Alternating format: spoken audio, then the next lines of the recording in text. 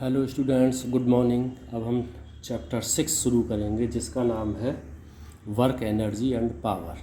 So before starting this one, मैं आप लोगों से रिक्वेस्ट करूंगा कि आप मेरे चैनल को लाइक करें, शेयर करें और सब्सक्राइब करें। अपने दोस्तों को शेयर अवश्य करें और उनसे भी कहिएगा, और मैं आपसे भी कह रहा हूँ आप भी मेरे चैनल को सब्सक्राइब करें, वह बेल आइकन को दबा दें जिससे कि आपको लेटेस्ट जो वीडियो हैं, जो लेक्चर हैं मेरे, वो आपको मिलते रहें। चलो अब let us start our main topic, that is chapter 6 work energy and power. इसमें नॉर्मली हमने नॉर्मल भाषा में जो हम कहते हैं कि ये तीनों जो वर्क एनर्जी और पावर है, नॉर्मल भाषा में हम सबको मिक्स कर देते हैं और कहते हैं कि ये आदमी काम कर रहा है, या ये बोलते हैं कि आदमी बहुत ज़्यादा काम कर रहा है, या ये बोलते हैं ये आदमी बहुत ताकत से काम कर रहा है, या बोलते हैं अरे इसमें तो यार बड़े जोश के साथ काम कर रहा है। लेकिन बट फिजिक्स में हम इन्हें अलग अलग डिफाइन करेंगे। यह ऐसा नहीं है कि मिक्स में, क्योंकि अब भी कन्फ्यूज़न रह जाता है कि इनमें एनर्जी कौन सी है और पावर कौन सी है और वर्क कौन सा है। तो इसको फिजिक्स एज पर physics these all the three things are defined separately. जैसे कि फॉर एग्जांपल कार्य करने की जो कैपेसिटी होती है उसे फिजिक्स में कहा जाता है energy. That is capacity to do a work is known as energy in physics. तो इससे पहले कि हम इस चैप्टर को शुरू करें, उससे पहले हम दो वेक्टर के स्केलर प्रोडक्ट को पढ़ेंगे, यानी कि स्केलर मल्टीप्लिकेशन को पढ़ेंगे। वो हमारे लिए ज़रूरी है।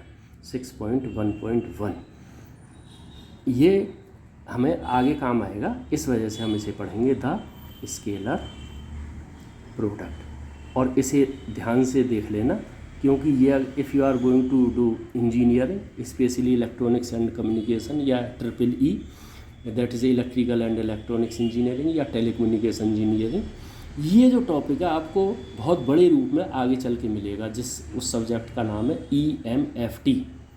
तो ये आपको बहुत बड़े रूप में मिलेगा। इसलिए जो वेक्टर की जो प्रोडक्ट होती है वो दो प्रकार की होती है, एक वेक्टर प्रोडक्ट, एक होती है स्केलर प्रोडक्ट। तो यहाँ हमारे मतलब का सिर्फ स्केलर प्रोडक्ट है, इसलिए हम इसे पढ़ेंगे। तो vector product has two methods, that is number A, if products of two vectors is scalar then it will be known as scalar product. यानी कि अगर दो वेक्टरों को हमने मल्टीप्लाई किया और उनका रिजल्टेंट हमें स्केलर क्वांटिटी मिला है, तो उसे हम बोलेंगे स्केलर प्रोडक्ट। ऐसे ही when we are multiplying two vector quantities and we are getting vector quantity, in that case we will see that this is vector product. तो here we shall study only part 1, that is scalar product of two vectors. ठीक है। Scalar product को हम बोलते हैं dot product भी बोलते हैं, और डॉट प्रोडक्ट क्या है? जो बिंदी रख देते हैं, ये वाली डॉट मतलब ये बिंदी। अब ये देखेंगे कि ये है क्या।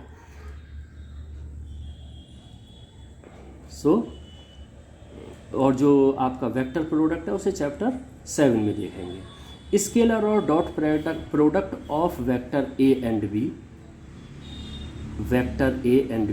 अब इसे मैं अपने रेफरेंस के लिए और आपकी सुविधा के लिए जहाँ जहाँ पर वेक्टर है मैं ये यूज़ करूँगा। इसका मतलब है ये वेक्टर क्वांटिटी है, कि जिससे कि कन्फ्यूजन ना हो आगे की एक्सप्लेनेशन में। ठीक है। So two vectors A and B is given as, इन दोनों की डॉट प्रोडक्ट वो ऐसे लिखी जाती है, A dot B is equal to A B cos theta. ये याद रखना, ये मैग्नीट्यूड है, सिर्फ ये मैग्नीट्यूड है, और वो भी मैग्नीट्यूड क्या होती है? स्केलर। यहाँ पर हम सिर्फ मैग्नीट्यूड ले रहे हैं, वेक्टर ए की और वेक्टर बी की, और वो है स्केलर क्वांटिटी। और थीटा है आपका angle between A and B, ये हमने पहले देख रखा है। जैसे कि अगर हम इसे लिखें तो ये ऐसे आ जाएगा, ये वेक्टर बी है, ये वेक्टर ए है, ये एंगल थीटा है। तो इस जैसे जब हम इसे लिखेंगे तो it is known as your dot product, dot आ गया है यहाँ पर। A B and cos theta are scalars, ये तीनों ही स्केलर है। That's why product is scalar product and because it is not having the direction. So in this figure B cos theta vector का ए पर projection है। ये याद रखना, ये इंपॉर्टेंट है, ये आपकी पूरी इंजीनियरिंग हो जाएगी लेकिन प्रोजेक्शन का शब्द का पता नहीं चलेगा। तो मैं इसे लिख देता हूँ, in this figure B cos theta vector B का वेक्टर ए पर प्रोजेक्शन है, ये याद रखना, ये काफ़ी काम आएगा। ऐसे ही दूसरी कंडीशन में अगर हम दूसरी तरीके से लिखेंगे उसे हम बोलेंगे वेक्टर ए का वेक्टर बी पर प्रोजेक्शन है। अगर यहाँ पर ए कॉस थीटा होता तो वो हम आगे देखेंगे, फिलहाल आप इसे याद रखिए। तो प्रोजेक्शन का मतलब क्या है?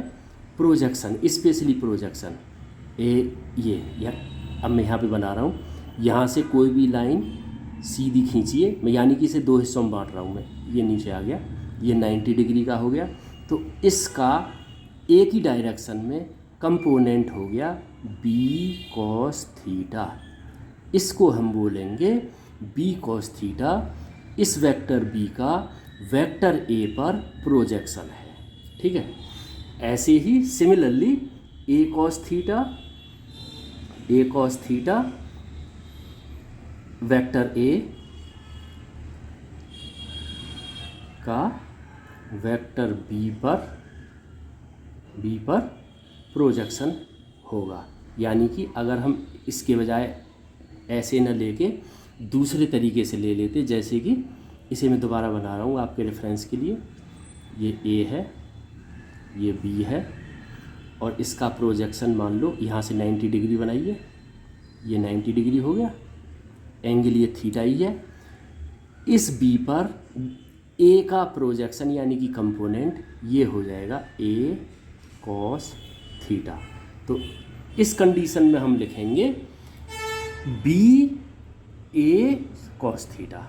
मेरा ख्याल है ये समझ में आ गया होगा। ये प्रोजेक्शन वाली चीज़ बड़ी टेढ़ी है, इस वजह से मैंने ये बता दिया है। ये पूरी इंजीनियरिंग हो जाती है, प्रोजेक्शन का पता नहीं लगता है कि ये है क्या, ठीक है। So dot product of vector A and B is product of magnitude of vector, चलो इसे लिख देता हूँ, is product of vector A and component of vector B along A. ये तो हो गया एलोंग वेक्टर ए, ठीक है।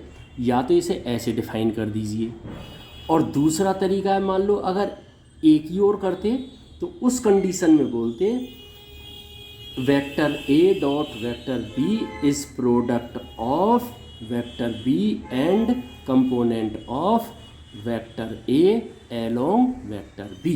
दूसरी कंडीशन में हम इसे बोलते। तो ये जो है फॉलो करता है कम्यूटेटिव लॉ को, ओबे करता है कम्यूटेटिव लॉ को फॉलो करता है। वो क्या है? ए डॉट बी यानी कि vector A is equal to B A, ये इसको फॉलो करता है। एग्जाम्पल लूँ या नहीं? खैर एक एग्जाम्पल लिए लेता हूँ इसे सिद्ध करने के लिए। चलो ए माना हमारे पास है, वेक्टर ए है 3i, ये 3 डायमेंशनल में है। आई मतलब ये x डायरेक्शन में हो गया, इसका सिर्फ एक ही कंपोनेंट है।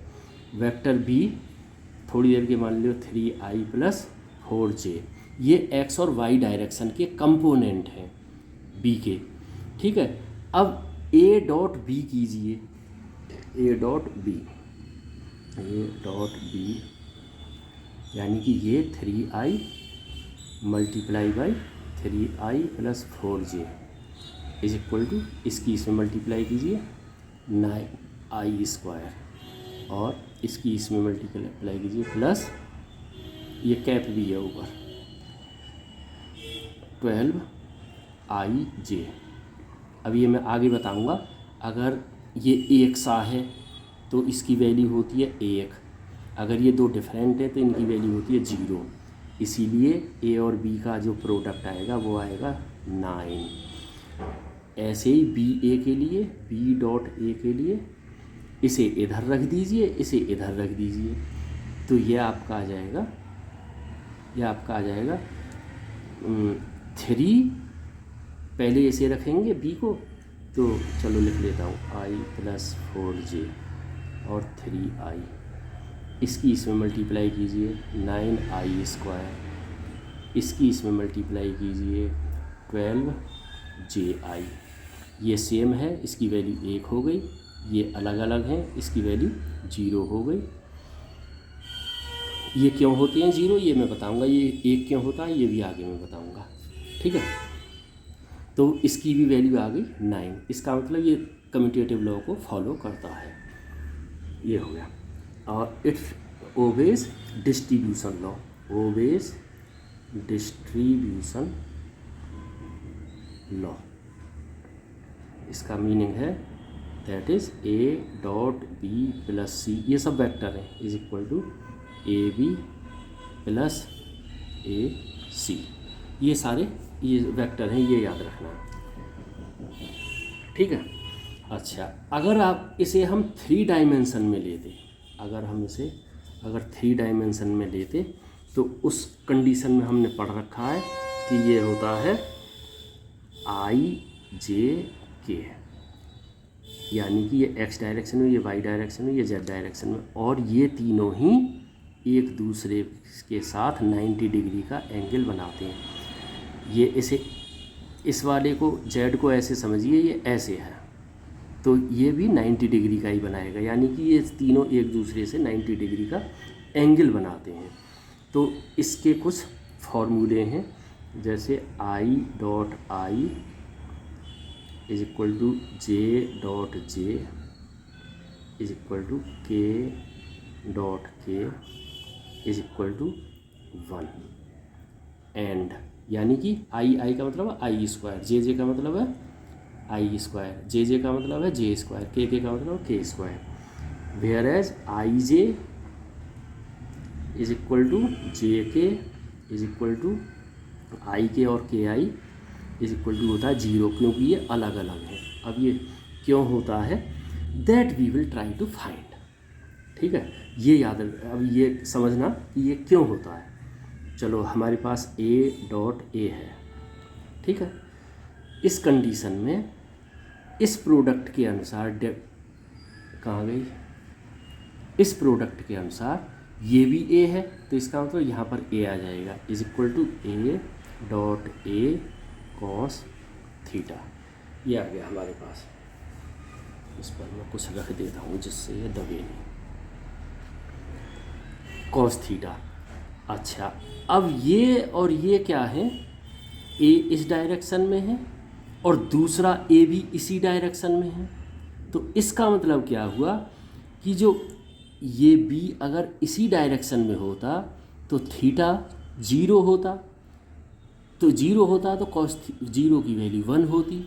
ऐसे ही ये पहले a था, दूसरा a और लिया, वो भी इसी डायरेक्शन में है, तो कॉस थीटा की वैल्यू हो गई 0, इसीलिए इट हैज़ बिकम a² और a डॉट a। सिमिलरली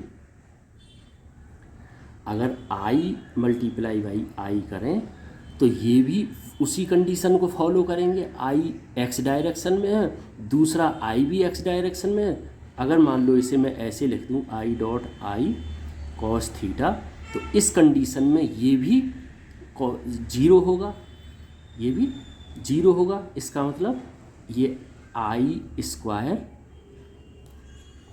की जो वैल्यू, ये होता है यूनिट वेक्टर, इसकी वैल्यू हो गई 1, और ये यूनिट वेक्टर है, इसकी मैग्नीट्यूड होती है 1, इस वजह से ये इसकी वैल्यू 1 आती है। ऐसे ही इसकी वैल्यू 1 आएगी, इसकी वैल्यू 1 आएगी। अब दूसरी ओर चलते हैं। अगर होता हमारे पास ए बी ये वाला, ये अगर इस कंडीशन में A B is equal to A B cos theta, अगर ये ऐसे होता ए और बी, अगर ये सीधा ऊपर की ओर होता तो इसका मतलब है ये एंगल 90 डिग्री होता, और 90 डिग्री में इधर ये 0 बनाता, लेकिन एक ही डायरेक्शन में ये 90 डिग्री है। दैट्स वाई थीटा की वैल्यू हो गई 0। इस वजह से इसकी वैल्यू आएगी 0 इस कंडीशन में। इसको ध्यान में रखते हुए अब हम ए डॉट बी पर आते हैं। हाँ, इसलिए इसकी वैल्यू 0 हो गई। अब इसी को ध्यान में रखते हुए आई जे को लेते हैं।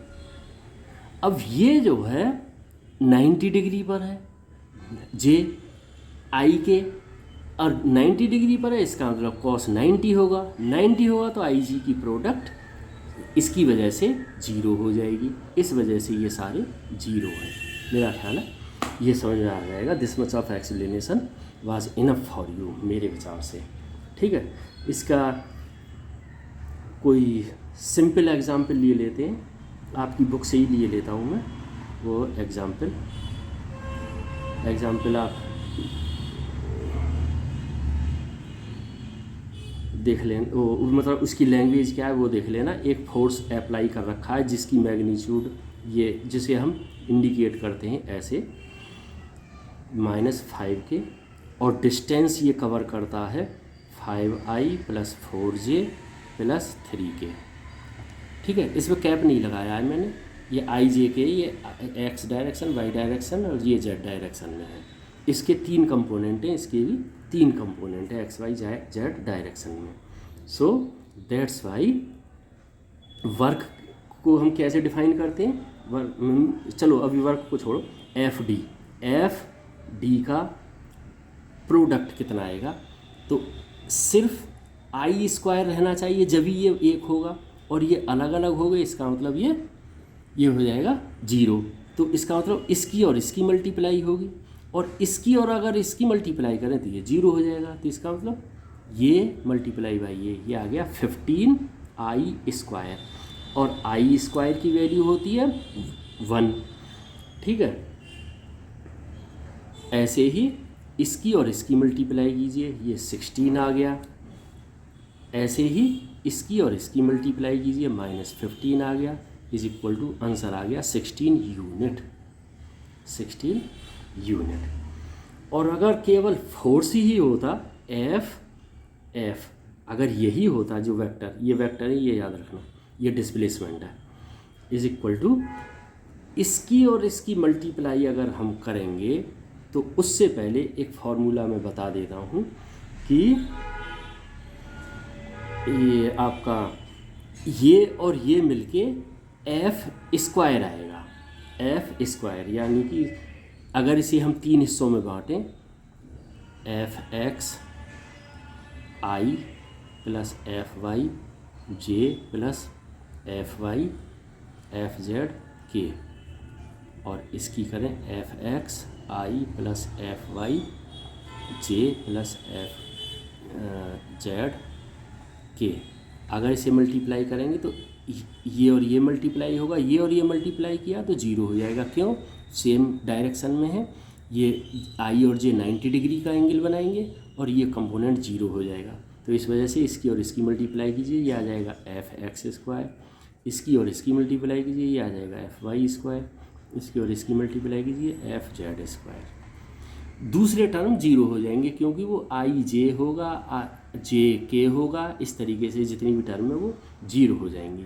इस वजह से f को की मल्टीप्लाई 2 बार कीजिए, 3² + 4² + -5², ये आ जाएगा आपका 50, और f = √50 यूनिट्स, ये हो जाएगा। सिमिलरली डिस्प्लेसमेंट d और d का अगर हम करें तो इसका आंसर आ जाएगा 50 और D is equal to will be हो जाएगा 50। ठीक है, अब अगर हम इसका प्रोजेक्शन निकालें, अगर हम प्रोजेक्शन एफ और डी की अब हम मल्टीप्लाई करेंगे, ये डॉट प्रोडक्ट अब हम कर रहे हैं डॉट प्रोडक्ट, ये कितना होगा F D cos theta is equal to F और डी की वैल्यू क्या आई है, एफ और डी की रूट 50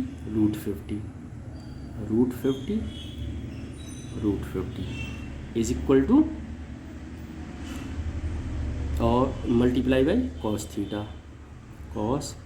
थीटा ये दे रखा है हमारे पास 16, दिस इज़ गिवन 16, ये प्लीज़ उसमें पढ़ लेना अपनी बुक में, it is given 16, that's why after solving this we will get theta is equal to 71.34 degree, we will get 3. Okay, thank you, this is enough for today.